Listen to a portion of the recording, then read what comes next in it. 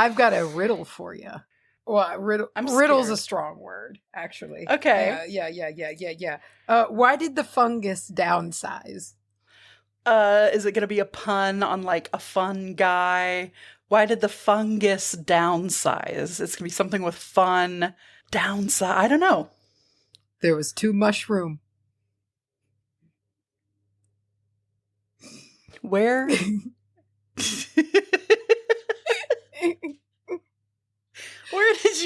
Where'd you get this? It's a Laffy Taffy wrapper. We got a bag of Halloween candy and have very much been enjoying Hunter and I sharing our stupid jokes on the backs of these, which has been very fun for me. Do you got any more for us? Do you want to take a stab at another one here? You want to try this out? See if you can give it to me. See if you can do it. How can you tell if a shop is new? How can you tell? Something about mint condition. I don't know. There's no store age. I hate that. I don't like it as much. I don't like that one. That's like a half-baked idea. That's like when I told you I had the joke cooked up that I wanted to tell, but it was like an Australian accent. But it was like, I forgot what I said. What did I say? It was like it was a Chapel Roan lyric. Remember this? Yeah. I don't remember. Yeah. Oh well. Anyway, it was a half-baked idea, and it was half-baked coming out of my mouth just now. So, welcome to the Wabah podcast, a podcast about witchcraft and stuff. Mm-hmm. And I'm excited today, and I'm kind of nervous. I'm excited today. I feel like I'm going to learn about you today a lot and your clandestine activities, which will be really fun for me. I don't know. You'll have to tell me afterwards if you end up learning as much as. But I guess I could say up top, I have a special announcement, and I hope you guys stay tuned for it. I'm launching something today, and I'm just itching about it. What are you talking about today? I'm talking about a tree. I was like, it'd been a minute since I talked about trees. You know, picked a tree I thought you said and trio. talked about it. A trio. A trio. No, a tree. I'm talking about walnuts today. I'm talking about the walnut tree. Mostly the black walnut. Ooh. But I got thinking about nuts because I got Best in Show in the brain. And so I was like, all natural. I'm going to pick a nut and I'm going to pistachio nut. I'm going to talk about it. And so that's what I'm Quit naming nuts. Just sent her to screaming. Ooh, just going crazy. So I got to tell you, anytime I see something that's made of wood and it's like black walnut, I always assume, I'm like, oh shit. It's like that and mahogany. I'm like, oh, whoa. Yeah, fancy. Yeah. Fancy, high if it's quality like pine stuff. wood, it's like, I knew you grew that in a day. Yeah, it's the poor man's lapis, you know, but this is something else. Like this the denim cousin, whatever it is. Yeah. This is special. And it's definitely that way when you're talking about crafting things. It's a fine wood. Fine. So, yeah. I love when things are described as fine because I know they mean like high caliber and fancy almost, but in kind of a modern day usage of that word, it makes it seem like it's just like, it's a fine restaurant. It's fine. I mean, it's fine. It's lowercase f fine. You know? But, all right. Can, I technically go first, but I don't know if you want me just to blow down the door with this. I feel like I don't know what to do. I don't care. I'm going to talk about it. Yeah, go first. Fit the order. I think it's fine. Okay, yeah. Yeah, because listen, if we don't fit the order, we'll get blown out of we'll get blown out of our birds, and we really how to do anything. If any part of this fragile matrix that keeps this show running goes, we go with it. So we got to cling to the structure. Speaking of clinging to the structure, when do we technically have another spooky-sode? Because listen, behind the scenes, you guys, we're planning the Halloween spooky-sode. Is that the technical next one? This is the next one, the big one coming out on Halloween, or around Halloween this year is on a Thursday, so probably the day before on a Wednesday. And we like to go to a location. We like to go to a location on Halloweens. So we've been looking at pictures and videos of this haunted place, and We're preparing excited. as early and ahead of time as we did for like the Magnolia one. That one was earlier, but this is the first year since I feel like we're like, all right, we're gonna get this all planned out. And we're gonna organize and orchestrate this, and it's happening. We're going to a place we've been wanting to go for a very long time, and so y'all are gonna. And we have all our gear. Oh yeah, we've got shit. So we've got some investigation stuff, EVP shit, camera shit. Electronic magnetic field, what's it called? EMF detector shit. Oh, it's also shit. the EMF, but in the spirit box we have. Spirit box shit. Estes method shit. I want to add. We've got so much shit I would love to add. the pipes. I want one of those REM pots or Ren pots, whatever ones they are, that like you get close to it and it's like, woo! The little theremin type one. Yeah, I want one of those. It scare the hell out of me. There's two things that I want when it comes to ghost hunting equipment that I swear to God we're going to have one day. Okay. The first one is the little light box that throws like a grid of dots across the wall so you can see if anything like scutters past it.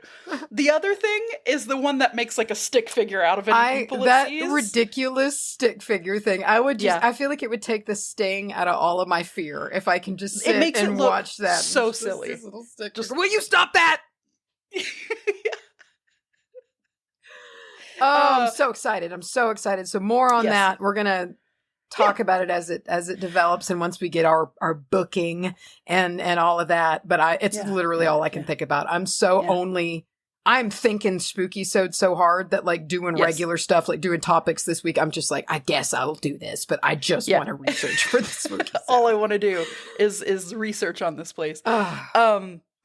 Yeah, so I guess I'm stalling a little bit, but let's get into it. So in lieu of a topic today, I'm going to talk to you about something that I have had cooking up in the works, in the pipes for what feels like a very long time now. While. Yeah. A good while, you know. And as you know, real G's move in silence like lasagna. So even though I feel like I've talked about it a lot. Anyway, I have a brand. I am launching my brand today. It is Charm by Charlie Michelle. Get it? Charm, Charlie Michelle, Charm. Get it? Charm. I thought it was clever. That's how you sign a lot of your prints when you don't write cum.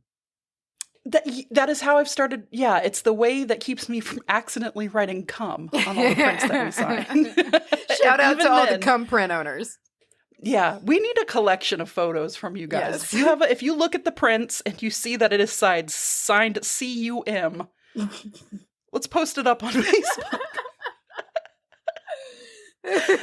No, I am launching Charm today. It goes live today. And listen here, up top, here's the important information. This is charmbycharlie.com. CharmbyCharlye.com.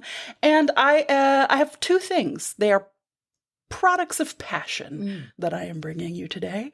And the first one is a physical product. It is the Ancestor oil that I am offering. The famous Ancestor oil, The Ancestor oil that has been worked on and tweaked and perfected, I think, if I can toot my own little tooty horn, for many, many, many years. And it was used just by me mostly.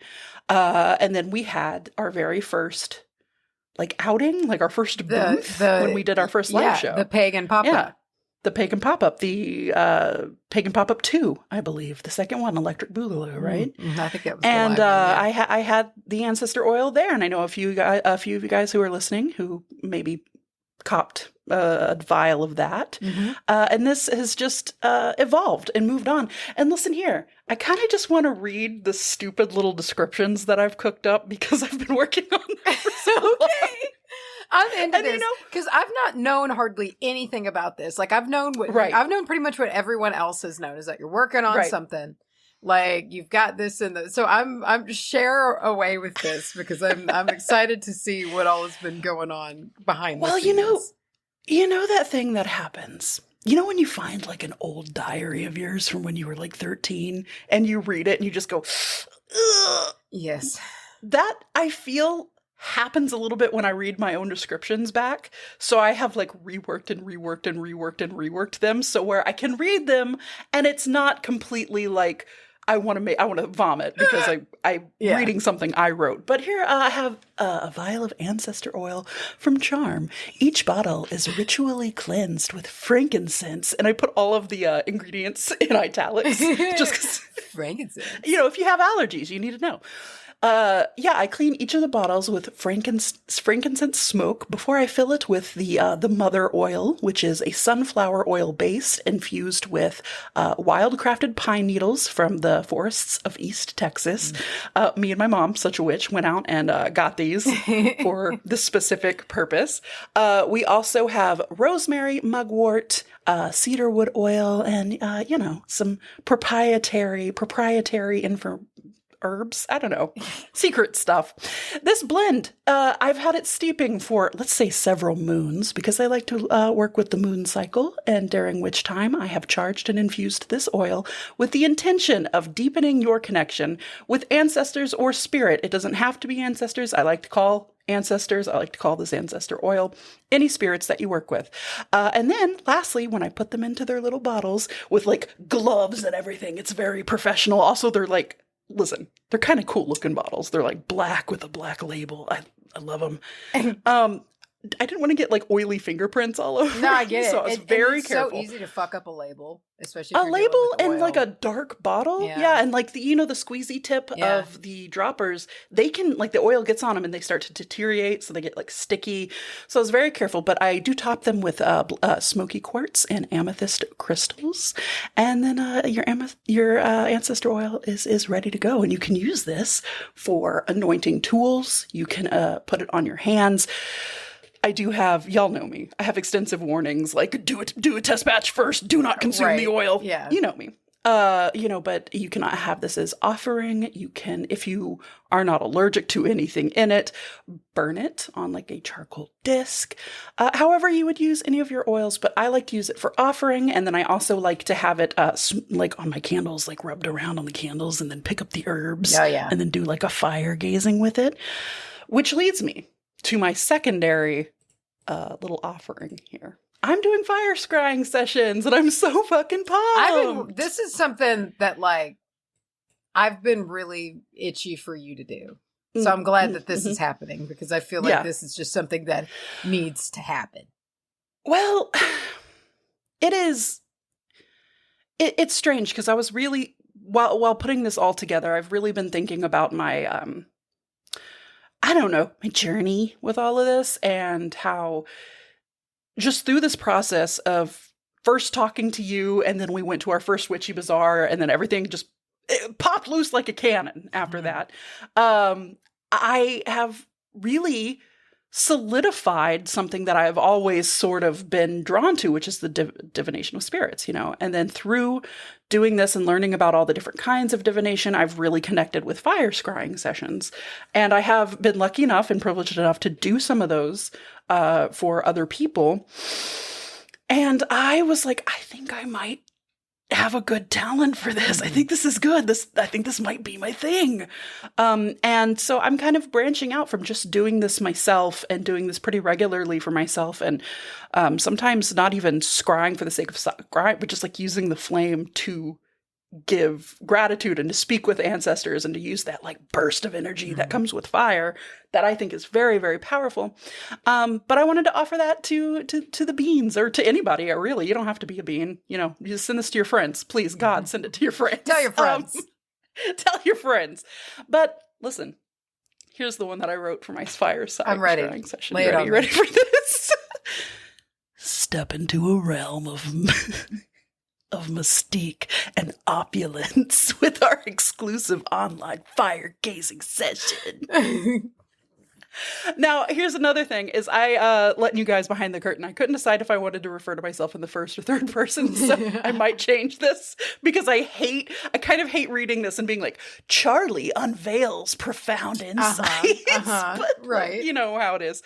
Let's see. So in this experiment, in this experience, you are welcome to express when you purchase this. You can add a note. You can express any specific areas of your life, like love, destiny, spirituality, that you want to explore. Or you can just sort of let the spirits do their thing and say, I just want a general reading. I want anything that steps through to step through and talk to me. I will then set up a whole customized, a bespoke reading for you. And then I will kind of transcribe what happens and send everything that I've gathered from that reading. And I will provide a detailed summary of the revelations that make themselves known, symbols and whatnot, you know. And that's then for you to kind of see where that fits into your life. You know what I mean? I feel like there's always the caveat with readings that's like, I'm not going to be like, hey, your Uncle Jerry's here. You know what I mean? Right. But yeah. it's the passing along of information. And I'm so excited to do this. I'm so excited to see this. And my, you know, speaking for myself, Spirit Team is very excited. And I have some very excitable ancestors that are kind of like, let's do this. I want to talk. Let's do some messages, you know, which is always kind of this one spirit that I'm talking about. It's kind of his vibe is just being very excitable about wants stuff to get like that this. tea, man. He just wants to figure it out. Seriously, the one that I already know is going to be passing a lot of information through, and others do kind of come through. But the one spirit that I'm talking, I think most when I do fire divination with, is really just kind of gabby. I love that. They're just like, let's fucking You want to talk? Let's talk. My God, are we going to talk right now? Yeah. We're gonna sit. Are we talking? Talk. And that's what it feels like. You know when you're with when you're with like a group and you're like, do you just want to sit down and like just talk? For a while. Do a little bit of little talking. Just talk. Oh, it's so good. But yeah, I've been working on this for a while, and I wanted it to be. I hate to say perfect, but I wanted it to be perfect for me. You know, I wanted it to be at the level that I felt comfortable putting it out. And this is not like a your call to action kind of thing. But as far as oils go, I'm going to have extremely limited quantities available because I want each batch to be made under the mood that it's made under, and you know, kind of however I'm feeling, whatever I'm working with gets charged at that time into that oil, and just small little batches. So they'll be available from time to time. I'll probably update you guys somewhere, you know, maybe on my personal, I don't know, Instagram or something. We'll figure it out when I've got new ones. And right now it's just the Ancestor oil. I'm focusing on that. I thought maybe in time we could maybe look at some other things, but right now this is what it is, and I am so excited for you guys to see it and to check it out. Again, that's charmbycharlye.com. It's all going to be linked below, and I just I kind of wanted to talk to you about the making of the oil and like what I've gone through trying to get this perfect. This is what I'm curious about. Like, I'm very curious about the story behind it all, because you've just kind of been doing it in the shadows a little bit, doing your own thing. And for a long time, and very slowly, I will say. It's not like I wake up every day, jam a pot of coffee down my throat and like, let's work on charm. You know, it's just, it sort of happens as it happens. And it started with, I think, my own personal, this wasn't too long before the first pagan pop-up. It was my own personal, like, I want to talk to spirits. I wasn't saying things yet like ancestor or divination. You know, I was just like, I want to talk to ghosts. Mm-hmm. So I think it was like a quick Google, like, what herbs are good for talking to spirits? And then I kind of took from this big list, I just took what I had at the time and kind of whipped up an oil. And that lasted for a little while. And I did that probably 2 or 3 times until it was time for the pagan pop-up. And I was like, I want to refine this a little bit. Because if I'm going to be doing this for other people, I kind of want to put a certain degree of love and also like background into it. That's why I know at the time I used the pine needles from East Texas then too. That has been a staple that has worked its way through this. I think I also used for the first time mugwort that you gave me. And you gave me like a lot, or you had a lot? I had a tremendous lot. Yeah. You gave me some. And I was like, oh, this is good too. Let's use this. And this might have been question mark before the mugwort episode when we learned that that'll just absolutely blast you off when you need to blast off. So it was kind of like using it and then getting the confirmation like, oh yeah, this is really good for that. And just... making it for the pagan pop-up, that happened. I think we gained our 2 staples of pine needles and mugwort there. And then for myself, how long has it been since that? That was in 2019? That was, I think, 2019. So, that was... Yeah, a good... Because I had all that mugwort because I made that the Astral Autumn incense, and it had a bunch of mugwort. So, and it was like a 2-pound bag. It was so I remember there was much. And so... almost a silly amount. It was comedic. Yeah, there was a lot of mugwort. Too much. And I just kind of, through my own practice of figuring out what works for me, and when I used herbs that I noticed, hey, I've used cedarwood oil on my candles for the past XYZ number of divinations, and they've turned out like banging. So I just kind of would make a mental note of that and be like, this is one of those that goes in the... And finally, I just got it kind of distilled and narrowed down to this final rendition of Ancestor oil. And I'm really excited to hear what happens when you guys use it. I'm really excited because if it blasts you off and gets you talking to people like it does me, I for sure want to hear about it.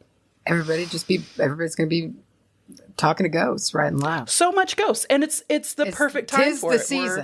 Tis the season. We're in the dark half. We're getting closer and closer to Samhain. And we're basically good up until Ostara, right? If you want to be like super that way about it. But then again, you can also commune on Beltane. So hey, listen, I'm not trying to talk myself out of a season here. Yeah, celebrate it. Yeah. I've heard, we've both heard, but I will vouch for the praise that has been received of those initial early batches of those select people who were there on that day and snatched some up. So I'm excited to hear the feedback on it because me too. I know I know what it's going to be. So that just means people had shit happen, which is cool. Yeah. Yeah.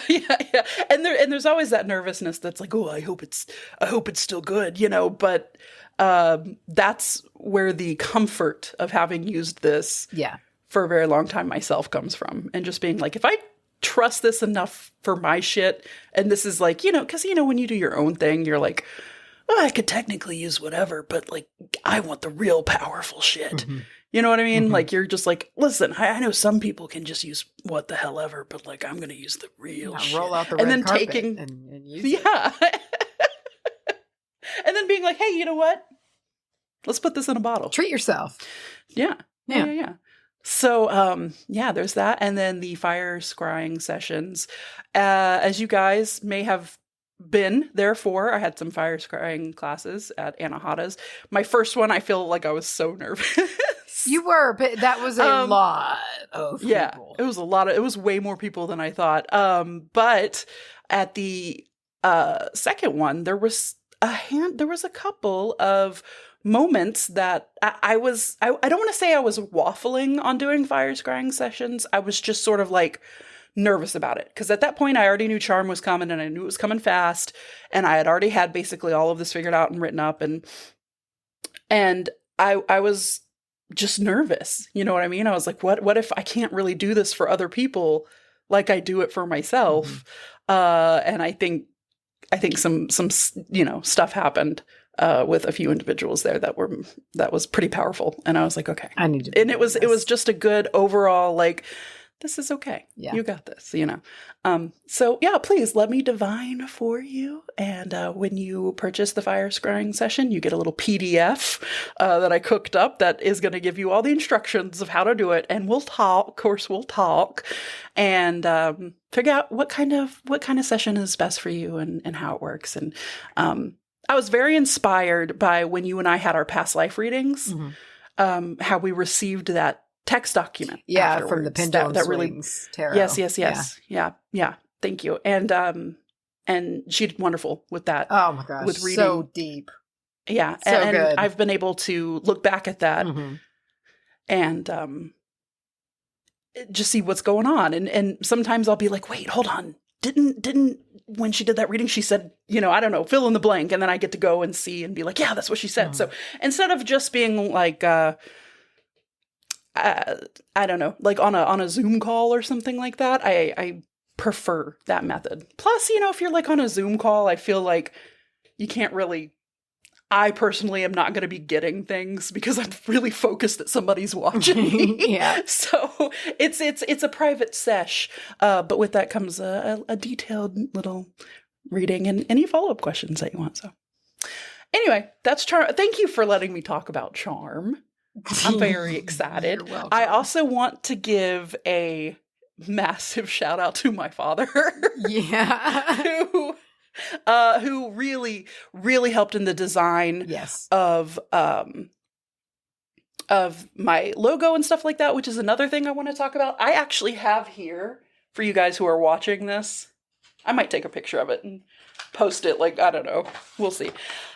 I have my way back in the day. Your concept Let's sketch. see, yeah.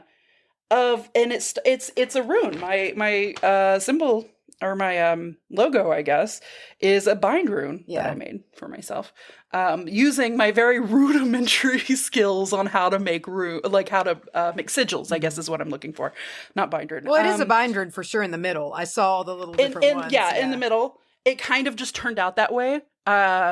Not on purpose, but it just happened. But you can kind of see the evolution from this guy here to what we now see on the label. And then I sent that to Dad, and he cooked it up, and he did whatever computer magic people do to make things into real life.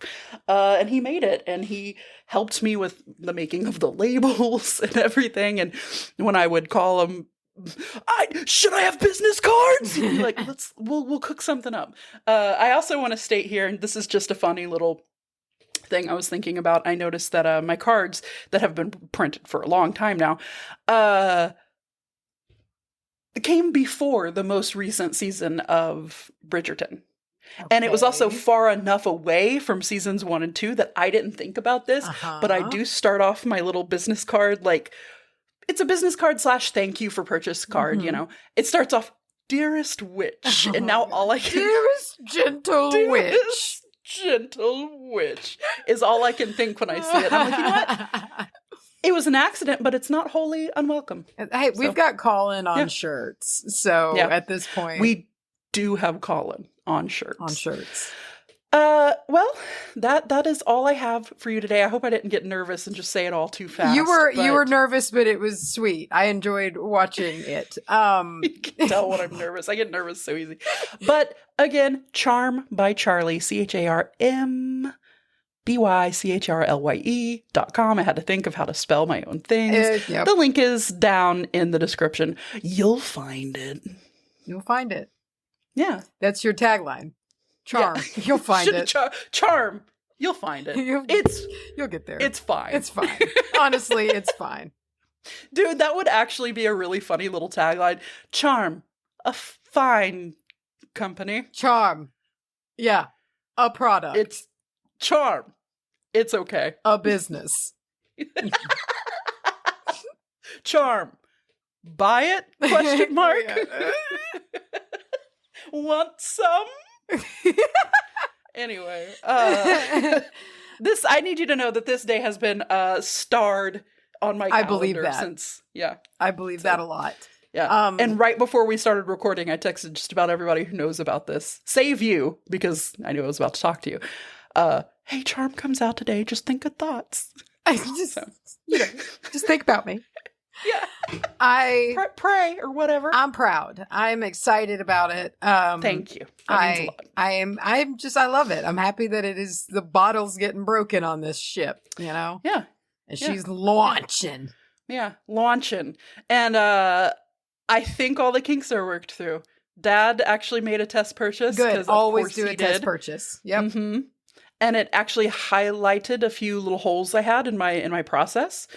Which are all stitched up. And hopefully I'm not here next week going, hey guys, thank you for checking out Charm. Thanks for your patience on everything. Yeah. I know it's like really fucked up, but like just hang with me. Hopefully not, but we'll see. Well, all right, then I'm gonna talk to you about nuts. I wish that you would. I am. I'm gonna do it. Quit naming nuts. I'm gonna talk to you about nuts for kind of a long time, to be honest. I'm ready. So am I wrong that Black Walnut is you said it was fine. It is considered it's nice. it's a nice It's a nice wood. Yeah. I love a nice wood. It's a nice wood. Oh yeah, I got some, there's lots of good, seemingly unintentional wordplay today, but I definitely grabbed it because I am a child. So before we get into all of that, what's a walnut? What is it? Well, so a walnut, the nut itself. Yeah. It is the edible seed of any tree in the genus Juglans, or Juglans. I meant to check this. I didn't. I was too busy looking at YouTube videos of the place we're going at to do this, to be honest. In the family Juglandaceae. It's got that ACA Okay, on so that's a end. walnut. That's the walnut. It's it's in the genus. There's a genus of multiple different kinds of walnuts and other Do you nuts. remember the tree of like family, genus, species? Do you remember how the order of which that goes? Kingdom, phylum. What was that? What was the memory for that? Or the word, like anagram? Yeah. Mnemonic device. I forget. Kingdom. Was it kingdom, order, phylum, class, family, or genus, family? I don't remember. I just remember the one for the solar system. I remember the Roy G. Biv for the rainbow. Yeah. I know there's people screaming at us right now being like, it's this, you dumb idiots. Yeah. I know it's funny. I guarantee as soon as we stop recording, one of us will text It'll the hit. other one. Like, it's always what happens every time. So you know the walnuts that you likely are most familiar with from an eating standpoint. If you eat, if you are a partaker in that walnut lifestyle. Oh, me? Do you live the walnut life? I live the walnut life. Yeah. Nice. They're to be true. There's not many nuts that I turn my nose up at, really. That's true. There are some, but like there's some that might bum me out a little bit more than the others. You know what bums but me I like out? them all. Peanuts bum me out. You know, I agree. Unless they're in the shell. nuts. When they're in the shell, it's a treat for me. Yeah. Then it's an activity. Yeah. Especially if they're salty in the shell. Because then it's a little gross. It's great. Yeah. I love it. Yeah. I will shell peanuts until my eyes go two different ways. But like, if they're just like in the mix, I don't care about you as much, bro. No. I want that. I want that Brazilian nut, man. Oh, I want like all of the other ones. Give me the mac. The macadamia. That hazelnut. A hazelnut? Fuck off. So like, no, big fan. And I like the walnuts. I do. They're interesting too. They look interesting. We're going to talk about the way they look quite a bit, more so in the metaphysical section, oddly enough. When I was a kid, I didn't understand how to eat a walnut. Like I knew you could, my granny had this thing where you could, it was like one of those thumb twists, like a thumb screw but for nuts. Torture. And you would crack into it. And then, you know, in the middle of a walnut, there's like your two walnut halves, and then there's that thin like sheet betwixt them. Yeah. And the membrane is super bitter. Yeah. Do you know that? I would eat the membrane. Good for you. And then be like, I hate walnuts. This is gross. Yeah. Yeah, that would be gross. They are like walnuts, like, I don't know sometimes if it's just like a little bit of the inner like wall of the shell is stuck to it. You will get one every now and again that's just got a patch of like that bitter sharpness to it where you're just like, there you are. I kind of respect that. I do too. It's a surprise, you know? Yeah. I love Don't let me just eat you and it be delicious. And you better give me a shock. Give me a shock. Make me know you're here. And I just love I love an activity snack. You know, whether it's shelling something, got a cracker and you're popping them shells off, like, oh man, I'm so into it. And so what is the etymology here of the Juglans genus? Well, so it comes from the Latin name Jovis, meaning of Jupiter, and glans, meaning an acorn. So basically, of Jupiter? That's nut tiny. of Jupiter, kind of. Oh. But you know what I mean. Not that kind of nut. Yeah. Except you don't know what I mean in this instance. It's one, it's the normal one. Kind of, so there's tie to Jupiter here with walnuts, or this genus of nuts. I feel like such a toddler. So,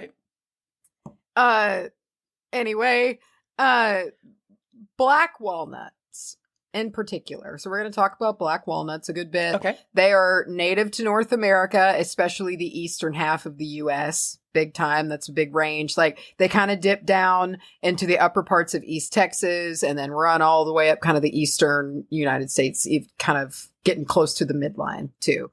They are what's called an overstory tree, which means they need to be taller than everybody else because they need to suck up that sweet sunshine. And so they're going to be the top of your canopy. Like, and like a pine tree. Kind of like a pine tree. Shoot up? They do. Okay. Yeah. And they won't have a lot of lower branches. They're chasing that light, you know? You know what? Keep talking. I'm going to Google a black walnut tree. They're really pretty. Sure they're really pretty trees. One. And they're also pioneer trees, which we've talked about before with other kinds of trees, sort of like when the land is disturbed or if there's been some sort of upset to the soil or the environment, they're going to try creeping onto that upturned soil first and be fine with that. So amazingly, and I don't know why, it's amazing to me when you see a plant or a genus, I should say, that is like, and if it's not currently, it was until, somewhat modern extinction memory, kind of native species all over the world.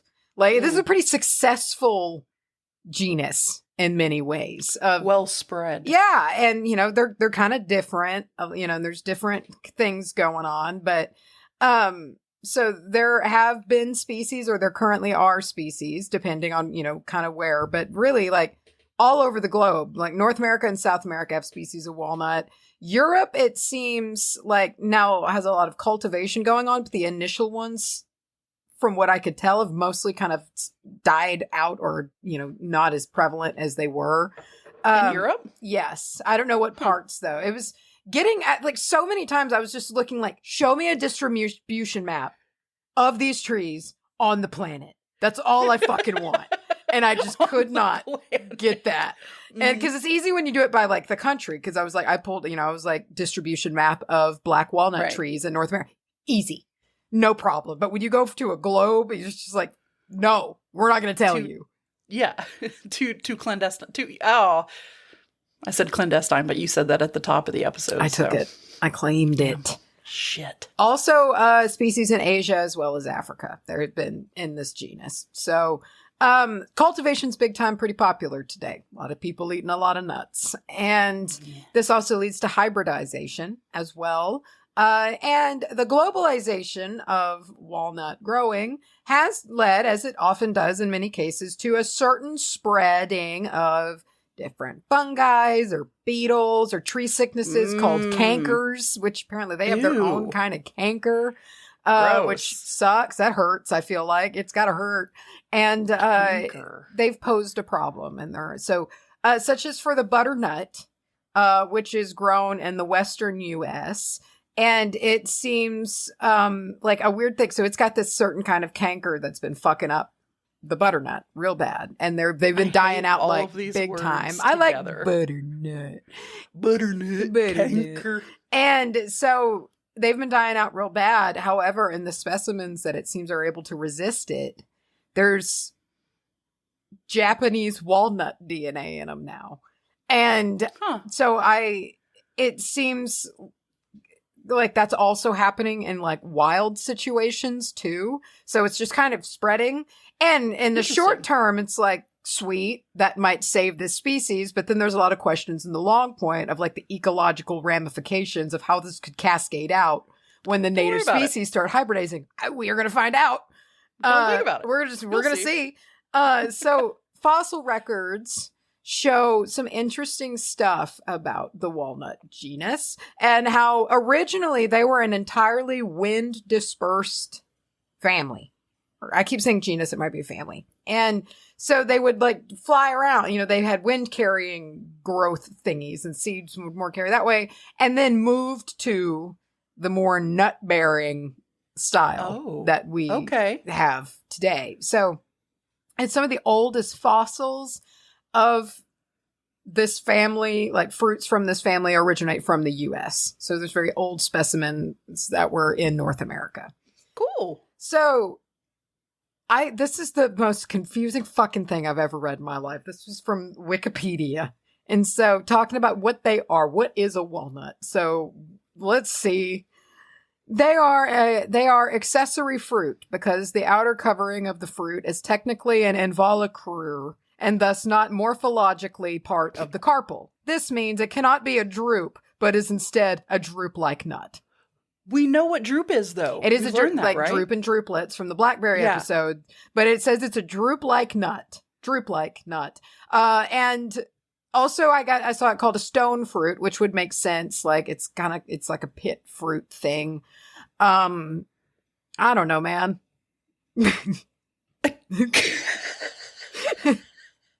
Okay, yeah. You know. Listen, I took away that it is a drupe-like nut. It's a drupe-like nut, which seems a little loose to me, but what do I know, you know? Droopy nuts. So during the Byzantine era, the walnut was known by the name the royal nut. Jesus Christ. And that was just a dumb little tidbit I had to throw in there. It's not even in order from the rest of where it should be. You did. It's my favorite fact about the walnut now. So let's talk about the black walnut here for a little bit. As again, it takes up like half of the states, and this is one that I've had an experience with black walnut trees before, and it was just super volatile and awesome. So when Mom and me drove to Gatlinburg last year, we took the road trip to Gatlinburg, and we went to Great Smoky Mountain National Park. They had these old cabins that the park upkeeps that people can go look at, these historical examples of people who lived here. Show me a little exhibit in a national park. Oh, buddy, I'll be there for hours. Oh, it was great. Yeah. And it was peak color change. And so all of the black walnut trees had turned. This is when you saw the bear on the road, right? Yes, this is the same day. 2 bears. Yeah. Same day. The bear? So cute. Yeah. The bear. And were they black bears? They were black bears. Yeah, they were just little black bears. Sweeties. And so we walked up. It was so gorgeous. And the leaves were all yellow. The black walnut leaves were all turning yellow. And the wind, it was a chilly, crispy day up that high. Fall. Just fall, crispy day. And the wind was really kicking up. And we walked up to like the top cabin, which I guess, you know, it being the highest kind of spot was getting the most of the wind. And there was a gust. And then the most violent, high speed, like lemon size monsters started falling from the sky. And they weren't like not threatening. Like they were serious. Like they weren't going to knock you out, but they're going to leave a hellacious knot if they hit you. Did you get got? No, anywhere? Like we got the fuck out of there. Good. Because like I was just like, man, I feel a little bit lame kind of running from this, but this is above my capabilities right now. Dude, I'm so glad you didn't die by nut. I would have to tell people that. Yeah, a falling nut. So we were, and like when we were leaving, like we were walking back down the steps that they had built into the landscape. I was like, you know, what are these? And this guy, older gentleman, dressed like as a gentleman, like elbow patch blazer and like professor style, was like, oh, these are black walnut trees. And like gave this, it's like, did they hire you? Like, are you a part of this exhibit? He comes out on windy days. Yeah, like he just knew so much. He was very helpful. And I was like, huh, okay, thank you, man. Sir, do you work here? Yeah. Are you just really into trees, I think. But like they were notable hearing them fall. Like it was like, thwack, thwack, now, thwack, everywhere. I have Googled black walnut tree, and in scrolling, I see it looks like a normal walnut, a brown, wrinkly nut. Yes. But I also see something that looks like a lemon, like a lime. It's got a fleshy rind. Is that what was falling, or were they the dried nuts at this point? Well, all of them, it's a package containing all three things. So that's a rind, and inside of that rind is the nutshell. doesn't make sense that they dry on the tree. Okay, yeah. I get it. And so it falls as a package. They rot on the ground generally, and then you get the actual walnut shell, and you take it. And that's what. But they were fresh. These were fresh ones that had not dried out yet, and they were. Did you take any? I did, yeah. It was an already fallen one because I just wanted to shift. Like I wanted to see the shell underneath, you know. But it was pretty cool. I didn't take it away because they stain everything. We're gonna get to that in a minute. Whoa. And I could tell that it was gonna be a mess, but I did kind of get to thumb through it and be like, "This is how this works." Nice. So. An interesting thing about the black walnut tree, as well as other species of walnut, but it seems like this one is the most intense about this from what I could tell. From the roots, as well as the leaves via dripping of water from the drip canopy, they exude a natural herbicide called juglone. Or it looks like juglone, but I don't think it is. But that's wonderful. It is also found in the trees husks of the fruit, and so it's kind of all throughout this tree, and it will suppress a lot of plants from growing anywhere around it. Yeah, and okay, not all, so it's a bully. Not all, but it's taking out its competition. It wants those resources. Calling them jabronis. Jabroni. And it's basically it's like the canopy ring is going to be the worst of it, even though the roots can be 50 feet out, a 50-foot ring out, or, all the way through a diameter of 50 feet or whatever. It seems that you're going to get it from the roots, but if you're also getting it from that drip, it's like a double whammy, from the canopy drip and stuff. Right. So, Pliny the Elder wrote, so amazingly sensibly this time, the shadow of the walnut tree is poison to all plants within its compass. Wow. So that one sounds cool.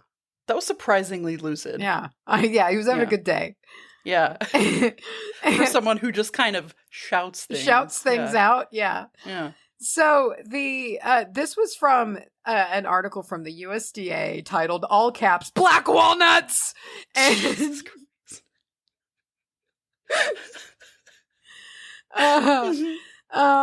okay, so here we go. This is what it says. Black walnut usually matures in about 150 years. An average site will produce mature black walnut trees which are 70 to 80 feet in height and attain diameters of 2 to 4 feet when grown in a forest stand. On the best sites, this tree may reach up to 150 feet tall and over 8 feet in diameter.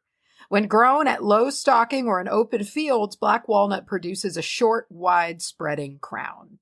So if they don't need to compete for light, they'll get nice and thick and broad. But if they're in a forest environment, they grow tall and skinny. 150 years, dude. That's cool. They can live. They're a long-lived kind of hardwood tree. Nice. Yeah. But they do grow. I don't feel like they grow as slowly as oaks do. I feel like they grow a little bit quicker.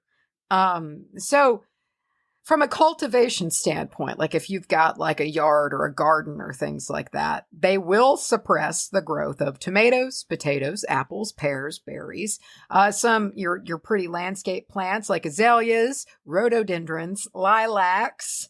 Those can all be stunted or outright killed by this jabroni. By the jabroni. Yeah. That comes out of the black walnut tree. Wow. Or falls from the drip line of the canopy. So if you want to have those plants, can't plant them by that walnut tree. If you want that tomato, if you want to make that salsa, can't put it anywhere near black walnut. Can't. Oh. But good thing is, sorry, I just got really excited thinking about salsa. Some salsa. I am hungry, and that derailed me really hard. That sounds really good, some good salty chips and some salsa. That completely just pulled the e-brake in my brain. Yeah. I get to go out to celebrate tonight for launching Charm. Good launch. I might make the call that it's a salsa place, not even a Mexican joint, just a salsa place. All salsa. Oops, all salsa. All salsa all the time. It is a wonderful shade tree. You need shade. It's a good one for that. Aside from this period of the year when it's dropping giant yellow-green fruits, and then for a little while, after that, the big giant fruits that fell, or not giant, but notable size fruits that fell, they're pretty big. They rot on the ground for a time after that, and they leave the husk behind in the shell. Apparently, they can be kind of messy and a little bit of a nuisance from a landscaping perspective, because they leave a big mess for you. Yeah. And they stain shit too. If I remember correctly, and this is going off on a whole other tangent, but you're also familiar with pecan trees. We got them everywhere out here, right? Mm. But if I remember, when it's the year that they're throwing their pecans down and you go out, you just pick the nut off the ground, right? Yeah, they don't. I got to think about this, which is funny because Is there a fruit that I can't remember it? I just know that I've picked them off the ground not that long ago. Mm. I feel like sometimes they do have a husk. Something around it? Yeah. I don't mean to derail you. No, but that sounds familiar to me. I don't know why. Every day my brain worries me more and more. Every day your brain strays further from God. It does. It just backs away further and further from its responsibilities. So walnut husks can be used to make a durable ink for writing or drawing. It is potentially or thought that artists, including Da Vinci and Rembrandt, utilized walnut ink. Walnut husk pigments are used as a dye, have long been used as a dye. What color are we talking? So you're looking kind of an ashy dark gray, as I was kind of a brownish color sometimes. Okay. I always think of in Cushiel's Chosen, Jocelyn Varel dyes there's some hair dye involved, and it's walnut dye. Oh yeah. And so it's just that's a thing, so it was used as a dye. There was Is it walnut in the book? Yes. Yeah, it's walnut dye. And so there's along with the use of inks, and in Rome and medieval Europe, it was being used to dye hair and things like that. There was also employ found in the dye or dyeing purposes with Native Americans, totally used as a dye as well, and used in a lot of ways beyond that. Very, very useful tree, the walnut here. And this specifically is because these are examples of ways that the black walnut is useful. One, obviously food. Very important food source for anyone that has lived around these trees from a humanity standpoint. Nuts are a valuable resource. They're high in fat. Nutritious. They're oily. They've got protein. There's just good brain shit going on with them. I mean, unless you're allergic, then all of that's not true. But can you imagine having a nut allergy back in the day? Yeah, and just foraging days. Yeah, that would be deeply unfortunate. Yeah. Yeah. And woof. So medicinal uses here.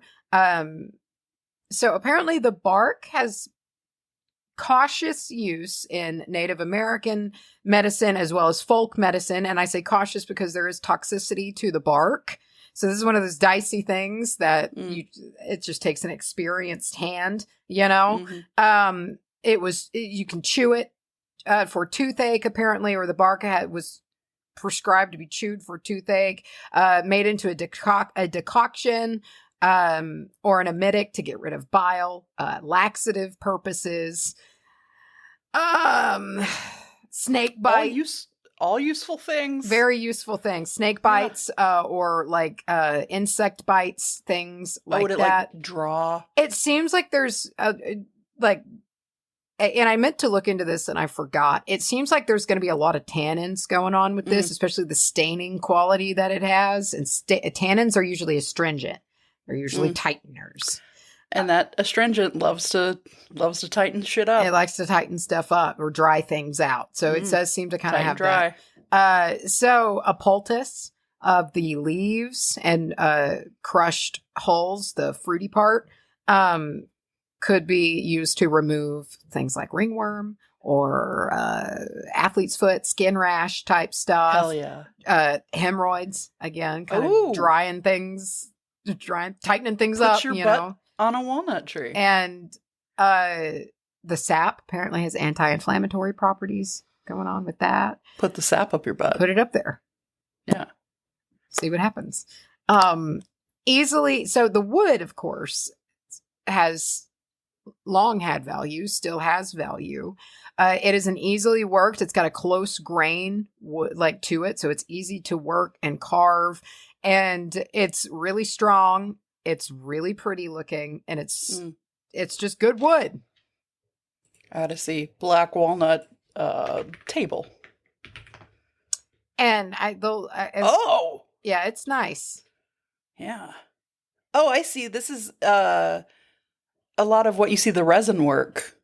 You know, like when you see a table that they've put like the blue resin river through. Looks like a lot of that. That's nice. I saw that it'll also get used as like the laminate over like the shitty wood that actually composes it, you know? And like it'll get topped with something nice. Yeah. Like when you get earrings that are 24 karat plated gold. Yeah. And so it's like, and because it's so workable, it seems it can be put into a sheet like that. Hey, no shame in it. I got a fake wood desk I'm sitting at right now. It's all good. It's all good. And you can eat black walnuts. So even though English or Persian walnuts are your more popular store variety, you can eat black walnuts. And I got some bits here from the Farmer's Almanac, and they just used a term that I didn't expect. Great. And it's also vaguely familiar to us as a show. So here we go. All right. The sweet, earthy nut meat inside is well worth the effort. And I need a bell counter here because they just keep going with it. Crack the shell with a hammer to get to the nut meat. Strike at a 90-degree angle to the seam until the nut cracks. Use pliers to easily clip away the shell to release the nut meat. Allow the freshly removed nut meat to dry a day before storing. They knew what they were doing. They didn't say any of those other words. Much as they said nut meat. Nut meat. Get to the nut meat. To the nut meat. Yeah. So that was God, remember when we would get to the dick meat? That's what it reminded me of. I was like, whoa, we've come full circle. Yeah. And have somehow been legitimized. See? It's a thing. It's a thing. They use it in science. Nut meat. So let's talk about the metaphysical purposes of the walnut. Right out of the gate, these things look like brains. You know, they look like brains. Wrinkly. They look a lot like brains when you shell them and you're looking at the nut and like you separate it and you got your two hemispheres. It looks like a full brain, like a really smart brain. Like it's got lots of foldy folds in it. Yeah. And there is a tie to wisdom and knowledge with the walnut. And that is strengthened with their already existing ties to Jupiter. So, for one, they can be a good offering to Jupiter, a representation of Jupiter energy and a spell working. So if you can use a little walnut or walnut wood, you know, like that's a whole other thing. That's a whole other element of this is like utilizing, your wand. Yeah, your wood. You could have or whatever rune set made out of it, or you know, a like a flat disc that you do your spell working on, you know, just like a smooth sanded disc, you know? Yeah, oh yeah. I feel like lots of spoons are made out of wood. You can incorporate this all kinds of ways. Yeah, have your herb spoon, like you know, or your salts, your fancy salts, you know, literally 1,000 different things you could do. And from a brain standpoint, the little nut that looks like a brain, you know, this can represent opening the mind. It is literally a little brain that was opened, revealed to the sunlight. So, like, you can use it in workings or situations in which you're trying to maybe expand your consciousness. You're trying to open the mind, go beyond the constraints of the mind that we might generally fall within, or maybe opening up your mind to new beliefs, perspectives, or situations. And so, as mentioned above, you can make inks out of this, especially black walnuts, by boiling. From what I saw, and again, I've never made an ink before, so don't listen to me. But from what I saw was that like you could just kind of pick up the kind of starting to go dark, softened up, not quite fully rotted, but they've been on the ground for a minute, blackened husks, that still have the nut and everything in it. Throw those in a pot, boil them. The lemon part, the once very green. Yeah, lemon after part. It's gotten dark and started to pick it up, to decomp, grab the whole thing, chuck it in a pot with some water and white vinegar, and you boil it down and put a little gum arabic. What's the white vinegar for? Like, I get the gum arabic, but what's the vinegar for? I don't know. I don't know if you need, if the acid helps to do that. I'm not really sure. But that apparently, if you're interested in making inks, you can't, it'll make your house smell super weird, apparently. Like on top of the vinegar, it's just going to smell, I imagine, a bit pungent. Yeah. Ew. What does that smell like? Yeah. Acrid. Because the fruit is like kind of rotten. Like it's kind of. But bitter. So it's just going to kind of be, I just feel like it's a sharp, earthy, weird smell. Make it outside if you can. Oh, that'd be fun. Like open your windows. Yeah. Oh, yeah, for sure. Campfire. Oh, dude. Like an old cauldron outside. Oh, hell yeah. Oh. There's early Roman poems as well as Aesop's fable of the walnut tree, where the tree just can get no respect. It can just get no respect. And so by that, I mean that people would beat the hell out of the trees because it was believed that if you beat them with sticks and threw stones at them, they'd make more walnuts. Okay. Which of course isn't true. And apparently in the 1500s, there was a really terrible proverb about how women, dogs, and walnuts all benefited from a beating now and again. So that's fun. That proverb just kind of continued for a while and, propagated all of those beatings. Love that. Yeah. So it doesn't actually produce more nuts, though, and has kind of led to the walnut tree to be a symbol of gratitude, being grateful for what is given instead of being like that little shit-ass kid in the giving tree who is unsatisfiable and bleeds that tree dry because he's a fucking dick. Did you ever see I forget if it was like a YouTube thing or like, I forget, but somebody was like, they rewrote it to be like if the tree had established some boundaries. Oh, I wish. And it was really nice because it was like, essentially, I can't keep taking care of you if you take everything from me. Yeah. It's like, but if I can give you what I can, if you take sparingly. Yeah. Otherwise, I'm gone. Also, like, it's not all about you coming to get things. We could just hang out sometimes. Yeah. No, I hate that story. So, I hope he fucking drowns in that boat he made. He deserves it. Yeah. I hope he flips upside down and drowns. Yeah. The tree exacts its final revenge. I hope so. Yeah. And then I hope the boat is taken and put in the Smithsonian. Given a place of honor.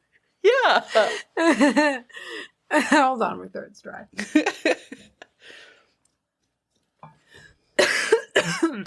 Blessings. The bark of the tree doth bind. Oh no!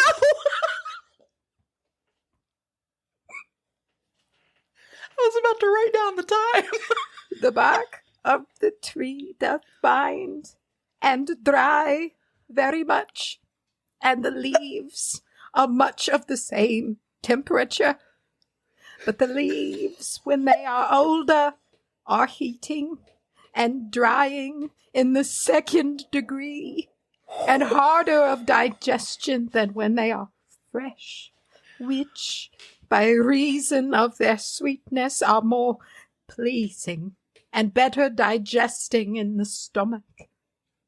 And taken with sweet wine, they move the belly downwards.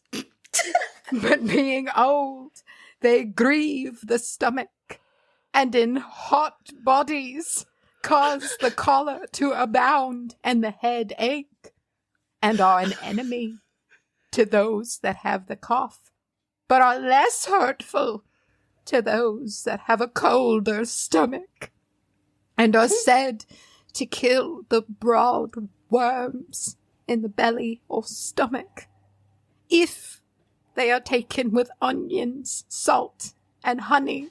They help the biting of a mad dog, or the venom or infectious poison of any beast. Okay. I feel like... Okay. Wait. Pause. What did you learn? I've learned that Nick really let his obsessions come out in this one today. We had the hot stomach. Lots of temperature. Temperature obsession came through. The positioning of things in the body moves the belly... Downwards. Moves it down. Like into your butt? Sometimes you just need to move your belly down, you know? Yeah. You woke up sitting too high. Move it down. You wake up, your belly's like up here, and you're like, I gotta eat some Black Walnut, man. Yeah, with your lungs, I guess, and you gotta swap it back. He often tells us to take things with other things, such as wine and whatnot. Onions, apparently. Onions and honey, together. The bite of a mad dog. So apparently it will help you for that somehow. Rabies. Okay. I guess. Great. Good luck with that, for one. No. You're gone. Yeah, it's not going to work for you, bud. I was very confused because it's all relative. How do you know if you have a hot or a cold stomach? Because if you got a cold stomach, it seems it's not as bad for you as if you got a hot stomach. But how do you know? I think we know. I think I have a hot stomach and you have a cold stomach. That makes sense. Well, right? Are we talking because from an Ayurvedic perspective, that's what I was thinking. I would have a cold stomach because my digestive fire, my Agni, is the weakest. Yeah, I feel like you would have either a neutral or a hot stomach, like an average or a hot stomach, depending, because you're tricky. I'll take it. But that's all I can make sense of it. But I don't know what Nikki Pep is talking about with these. Maybe he just mean he could also maybe mean people of a warmer versus colder predisposition. Like I'm hot all the time, you're cold all the time. Maybe. And so I just assume that means I have a hot stomach and you have a cold stomach. I think you could literally say anything and it is fine. I think that's what he's done. Yeah. Here. Yeah. I think yes. So walnut shells, the shells themselves, you can use for fairy offerings. There are tons of cute examples of people making cute little fairy beds and fairy homes out of walnut shells. They're so cute. If you like tiny things, yes, just look at some. They're absolutely adorable. You can make one. It's a fun little craft. Blanket? Oh yeah, fun craft. You can make one little fairy house. You can also, in a similar vein, you can use the shell as a form of charm bag, filling it very, you can't fill it with much. Like it's not a very big container. You got to put like a little hinge on it. You could, or you just seal it up and tie it with twine or wax, and so you just put your two halves together. Yeah, you don't really go to open it. It's just a sealed little vessel that you can use. And on top of, the working that you did of what's inside of it and the intention in it, it adds its own energy of that wise, solar, kind of high important nut of God's energy, like there's just kind of a regal, godly vibe associations with the walnut. Godly nut. And again, there's the ties to Jupiter, but also like there's lots of in Chinese folklore and Roman and Greek lore, very commonly it was a high status, like prosperous tree. Like someone's got a walnut in their yard. It's like, oh shit, Oh shit. Which is funny to me, especially considering like Greeks and Romans beat the shit out of their walnut trees with sticks and stones. But whatever. We can use these though. It's the stones that are they would throw rocks and break the limbs. It's ridiculous. It seems so like just use a stick, bro. Yeah, or wait. How about you wait for it to shit some nuts out for you, and then you get them? Know. They really thought they were doing something. I feel like if you watch something happen over and over and over again every year, you can figure it out. I think if we just took a break from hitting the tree, we would see that it still produces probably the same amount of nuts. Yeah, or more when it's not constantly healing wounds and putting energy into that instead of growing nuts. And also, stop beating your wives, please. Yeah, don't do that either. And dogs. None of this is good. 1500s proverb.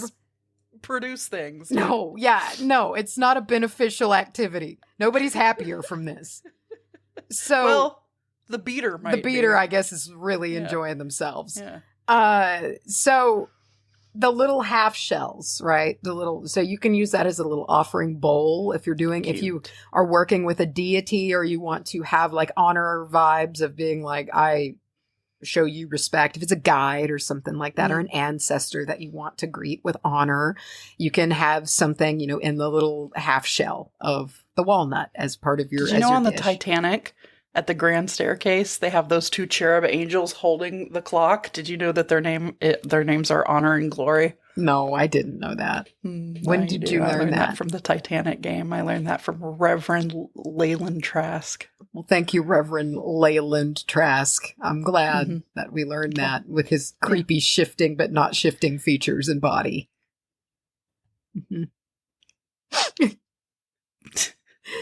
So... protection, obviously. Yes. We've got to talk protection. It's a nut with a hard shell around it. That's one of the first things that I saw back in the way before times was like when you're envisioning protective things, it's like put yourself inside of a crystal or a wall of fire or inside the shell of a nut. Yeah. And I was like, oh, they're really hard. It's a very effective material. And if we think too, when this whole big fruit falls, not only is the nut enclosed in the shell, there's also a rind on outside of that, a husk. So it's like double layered deep in here, protected, tucked in. So safe is the nut inside the shell, inside the husk, that there's not even any oxygen that can get in through. So that's like, it keeps them from going rancid. It's how they can keep for so long. So like, they are sealed up in there. Damn. This is a perfect package. And so oxygen gets everywhere, dude. And so it's like, that's impressive for one. Wow. And I could see this being very useful in warding work. If you're setting up wards, whether this is using the crushed shells, maybe in your perimeter powder, if you do a little perimeter powder or things like that, if you dust kind of outside your threshold or things like that, underneath your windows outside or whatever, or a charm spell, if you want to set up a little shell with maybe an oil that you make and a little blend that you put in there, and then you set your wards with it, or you bury it, because this is one that you can bury and it's not really going to be a problem. Like you could do a ward with like, I don't know, like charm ancestor oil. You could. Or offer it as their like, hey, here's your offering. I honor you with your god nut. Yeah. Very important. That's it. I'm glad you did it. Continue. Yeah. So I do like this, and I say this as someone that has buried jars before, is that it can be a bit littery, like it is burying a piece of glass and metal, that has got a bunch of stuff in it that's not really going to biodegrade, and it's just going to be there. So I like the idea of these natural spells, and maybe you want to set warding, and if you like physical wards, maybe on the corners of your property, make a little oil blend and some herbs, put it on the inside of a walnut shell, seal them together, and bury it. And that's not really going to do anything, that's especially if all this stuff is from your neck of the woods. From your place. Yeah. Like that's just a good kind of way to incorporate the power that you are, you know, that's already there, and it's going to biodegrade. It's not going to just be there forever. So that's a nice little way to do that. Be careful what we put in the ground and in our waters and stuff like that. It's just stuff that has come from the longer I've been doing this, being like, you know what, I maybe shouldn't do that. So this I've buried whole ass glass containers of like wax and shit. That I'm sure I've left places, you know? So I don't know. I've gotten mine marked, and I haven't live and you learn. Like dug them up, but I do have them marked because I'm like, I don't need to forget about you guys. So they are there are ties with walnuts on being used in severing ties. I saw in what seemed to be more of a hoodoo practice. Specifically, there is the practice of utilizing walnuts to sever the tie of a now ex-romantic partner. Mm-hmm. So when you're trying to kind of sever that connection, I could see a shell being useful in binding. So like, I like a good binding spell, and I was like, trap somebody in you there. could really rinse and repeat with this too. Like put the name in there, you know, or whatever in the shell halves, seal it with wax, wrap it with twine. You know what you could do then? Seal it with wax again, wrap it with twine. And you could make this thing as layered and big. Yeah, exactly. As you want, you know, until you're like, that's enough, until you feel satisfied. Well, you know, like one of our friends, who used a can of beans as like a candle holder, and now it's just like this massive, I don't know if they still have it, but last time I saw it, it was just this massive, you couldn't even see the can of beans anymore. It was just wax that had poured down on top of it. Yeah. It's great. Just put your little candle spell on top of that, you know? And let it do its thing. Like it's swallowed. Wow. I like the idea of using the little encapsulation shell. You've got like a little container there. And obviously too, we've got to talk about kitchen magic, because I mean, you think walnuts, you think there's some good dishes that walnuts go in, and I mean, they find their way in a lot of good desserts. And they find their way in a lot of good desserts. It's so good. Is it walnut that's in baklava, or is that a different nut? I don't know. Either way, fucking baklava. I thought that was pistachios. I can't remember, but it's all delicious. It's all and here's like, I will swap nuts out. Like, I know that there are some dishes that, like, you know, you're like, oh, it usually calls for walnuts, or pecans and walnuts I'll trade out. Absolutely. And I will say, if we're talking nut to nut, if I got a fresh in the shell pecan, and a fresh in the shell walnut, I like pecans better. But I'll swap them out. If all I got is walnuts, or if all I got is pecans, I'm going to put them in the bread pudding and not really worry about it that much. Bread pudding. Or like a cranberry. Like goat cheese salad. Yeah. They're interchangeable to me. I love them both. Dude, I keep wanting to make a bread pudding with like, cause like I make the sourdough booths, you know, the round guys. And the way that I cut it is like, I'll take a quarter and then turn it on its side and cut down. So you get several good size, like half pieces, until you start getting into the little heels of each side. And they're not that big. And I keep wanting to make a bread pudding out of it. And I just need to do it. Bread pudding be with sourdough bread?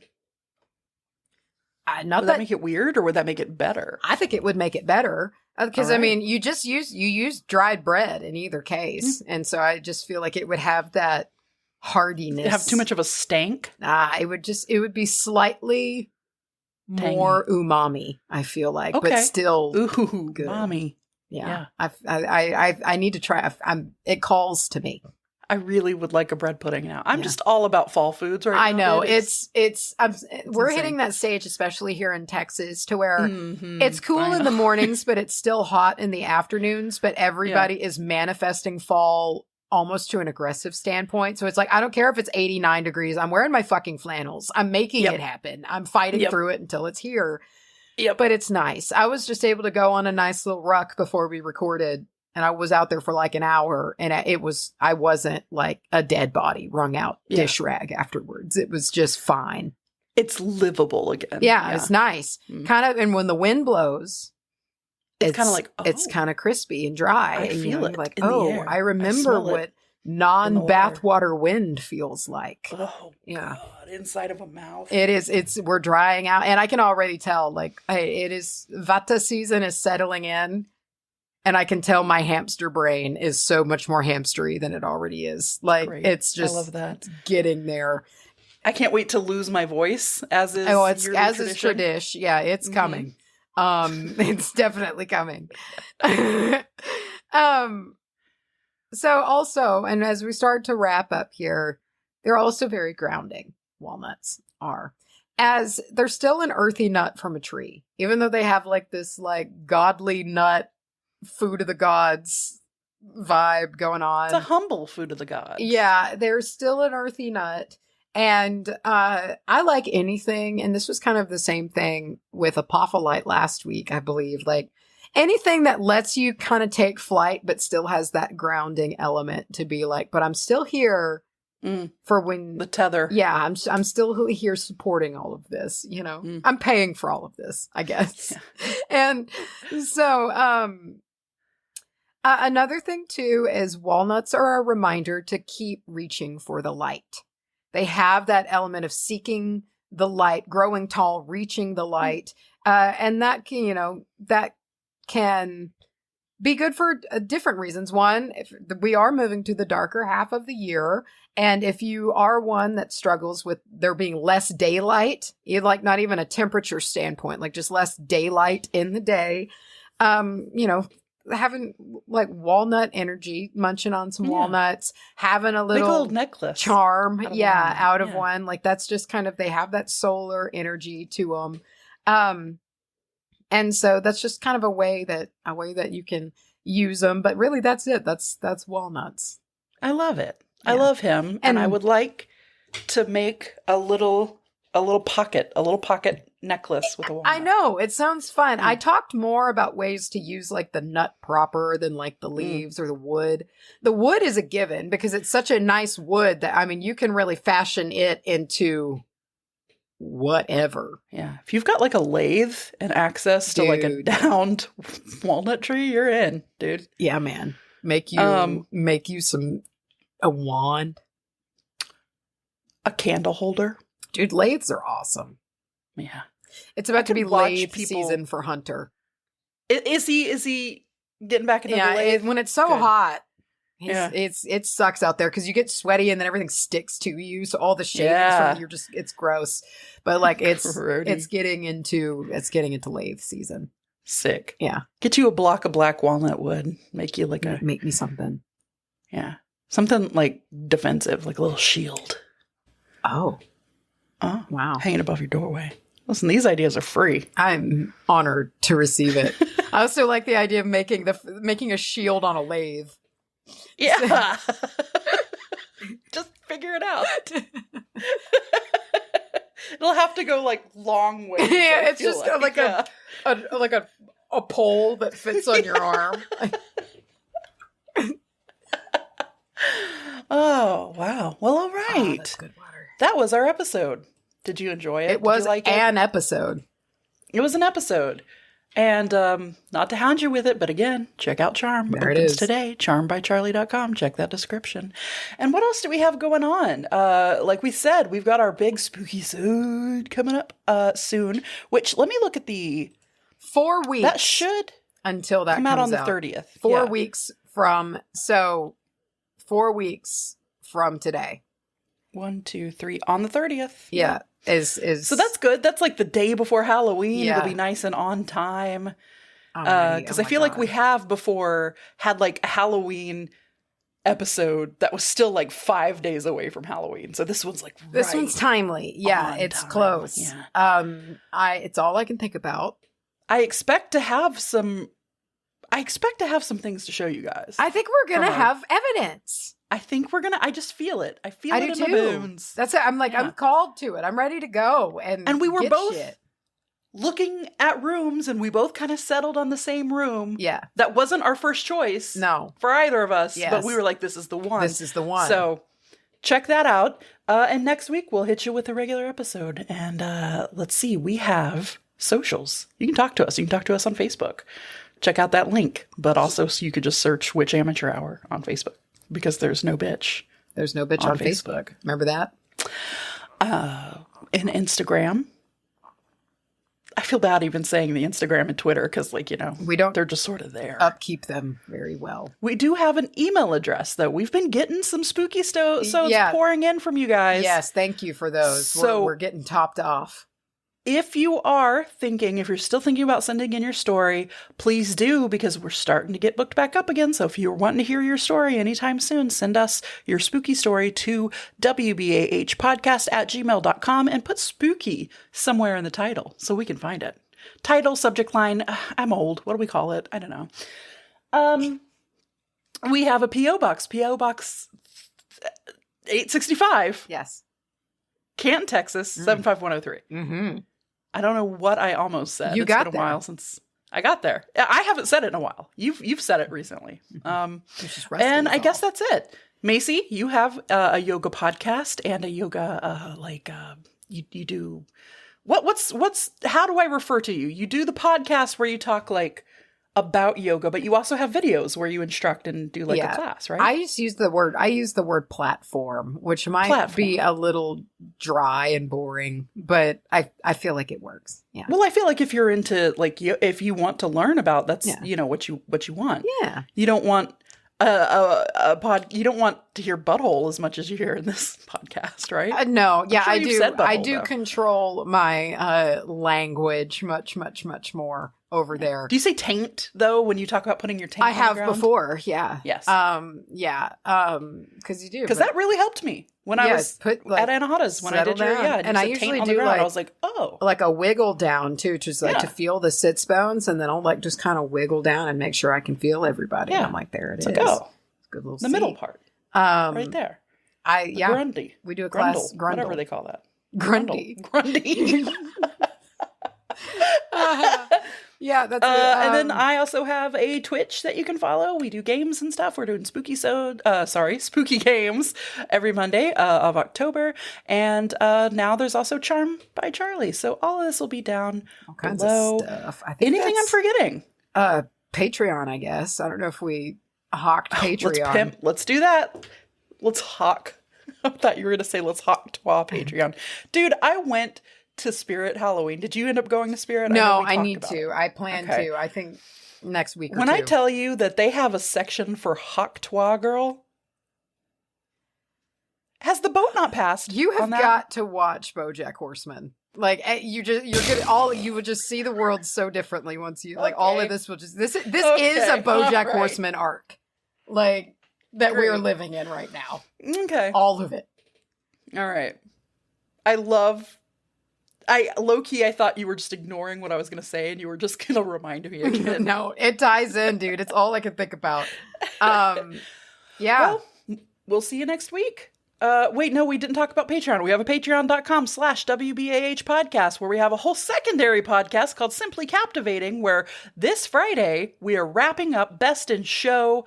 Macy, you're taking that one. And I'm excited to lounge back and luxuriate because let me tell you, this was probably the hardest one that we've ever done to make notes for. This one, you're going to watch me squirm. It was rough, but I'm enjoying how much you guys are enjoying it. I am too. I'm super stoked about how we've got lots of people first time in it and liking it, which gives me so much joy. Yeah, nice to hear. Nice to hear. So check that out. We also have other stuff like bonus episodes, and that's where we'll put like our full investigation that we get. You'll always get an evidence dump. All the pictures, all the everything that we get, we'll just put it right up there for you guys. So if you like to skip through pictures and look for orbs and ghosts and faces in the water, faces in the water. You know when Frodo falls in that bog, he has his mouth open the whole time. And there's a dead person right there. Of that dead body juice. Bog body, dude. Yeah. Stop it. He deserves it. You know what? Frodo needed a little body water Frodo's in his mouth. Bitch. Yeah. I don't feel sorry for him. But if it was Sam, Oh, if it was Sam, Sam wouldn't fall in with his mouth open. Sam would close his mouth. Sam would close his mouth. Close his mouth. We gotta go. We gotta go out of here. Goodbye, everybody. Goodbye, everybody. See y'all next week.